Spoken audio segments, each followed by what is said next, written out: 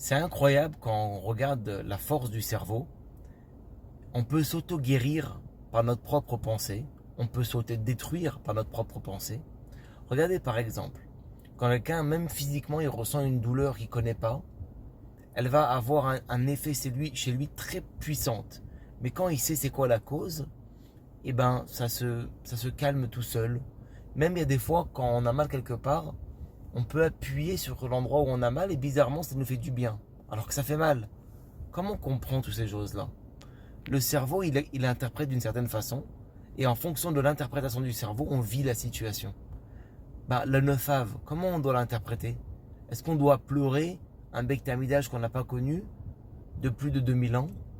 C'est ce qu'on nous demande de faire a priori pendant Tisha B'Av. D'un autre côté, on nous dit qu'on n'a jamais été aussi proche de la Géoula. Alors on devrait être joyeux. Alors comment regarder Tisha B'Av? Eh bien, on doit essayer d'interpréter les choses plus profondément.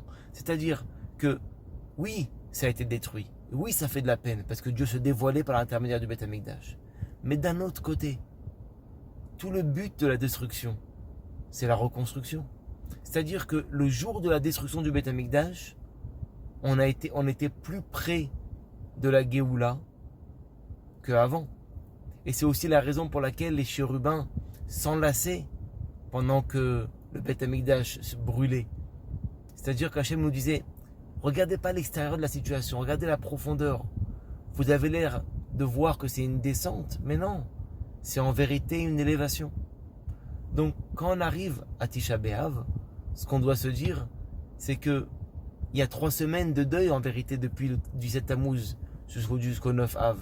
Mais en parallèle de ça, on a aussi 3 semaines de joie pendant le mois Tishri. Donc les chemins sont des fois différents.